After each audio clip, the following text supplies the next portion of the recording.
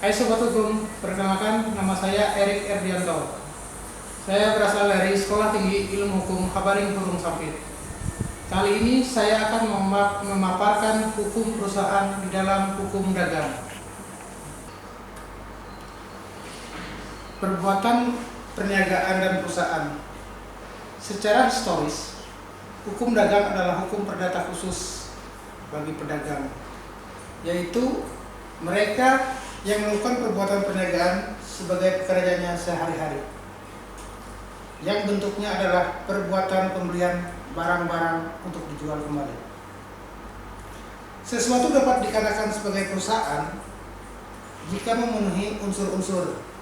Yang pertama, bentuk usaha, baik yang dijalankan secara orang perseorangan atau badan usaha. Yang kedua, melakukan kegiatan secara tetap dan terus-menerus. Yang ketiga, tujuannya adalah untuk mencari keuntungan atau laba. B. Hukum persekutuan. Di dalam hukum Inggris dikenal dengan istilah company law, yaitu himpunan hukum atau ilmu hukum mengenai bentuk-bentuk kerjasama baik yang tidak berstatus partnership maupun yang berstatus korporasi.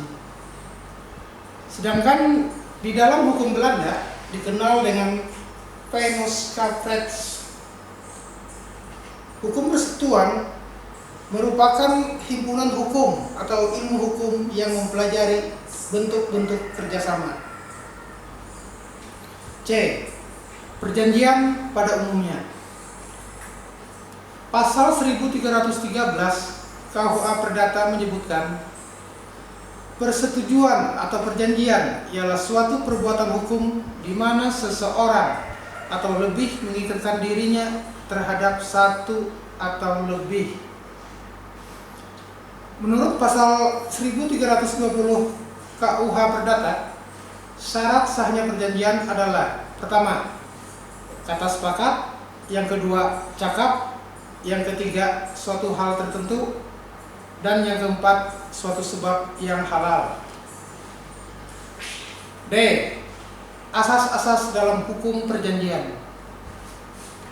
Asas-asas dalam hukum perjanjian sebagaimana dalam buku ketiga KUH Perdata yaitu: pertama, asas kebebasan berkontrak; yang kedua, asas konsensualisme; dan yang ketiga, asas kepribadian.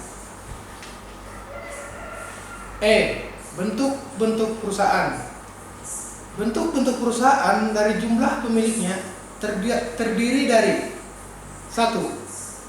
Perusahaan perorangan atau usaha dagang. 2. Perusahaan persekutuan.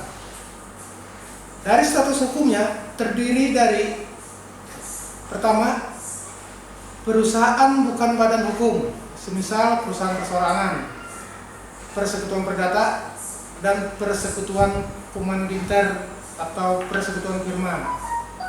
Dan kedua, perusahaan berbadan hukum, semisal perusahaan terbatas, koperasi perusahaan umum, perusahaan perseroan.